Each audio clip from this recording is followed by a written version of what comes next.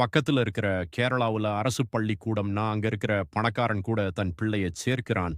அங்க இருக்கிற அரசு ஆஸ்பத்திரிக்கு ஒரு நடுத்தர வர்க்கத்து மனுஷன் தைரியமா போறான்.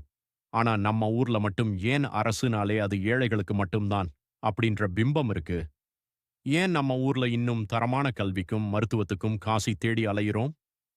கேரளாவுல கல்விக்கும், மருத்துவத்துக்கும் அவங்க பட்ஜெட்ல ஒதுக்குற நிதி ரொம்ப அதிகம். அங்க இருக்கிற மக்களுக்கு ஒண்ணு தெரியும். கல்வியும், மருத்துவமும் அரசாங்கத்தோட பிச்சை கிடையாது. அது அவங்களோட அடிப்படை உரிமை. நம்ம தமிழ்நாட்டிலயும் நல்ல திட்டங்கள் இருக்கு. இல்லன்னு சொல்லல. ஆனா தரம்னு வரும்போது ஏன் பின்தங்குறோம்? ஏன்னா நாம ரோடு போடுறதையும், பாலம் கட்டுறதையும், இலவசமா பொருள் தர்றதையும் தான் பெரிய வளர்ச்சியா பார்க்கிறோம். ஒரு அரசாங்கம் ஒரு முறை ரோடு போடுறதை விட ஒரு தலைமுறைக்கு தரமான கல்வியை குடுத்தா, அந்த தலைமுறையே நாட்டை முன்னேத்தும். நம்ம ஊர்ல கல்விக்கும், மருத்துவத்துக்கும் செலவு பண்றத ஒரு முதலீடா பார்க்காம, செலவா பார்க்கிறது தான் இங்க இருக்கிற சிக்கல். எங்க வீட்டு பிள்ளைக்கு தரமான அரசு பள்ளி இருக்கா? உயிருக்கு ஆபத்துன்னா ஓடி வர தரமான அரசு ஆஸ்பத்திரி இருக்கா? என்னைக்கு கேட்கிறோமோ, அன்னைக்கு தான் மாற்றம் வரும். கேரளாவுல நடக்கிறது நமக்கும் நடக்கும். கல்வியும் மருத்துவமும் வியாபாரம் இல்ல, அது சேவை.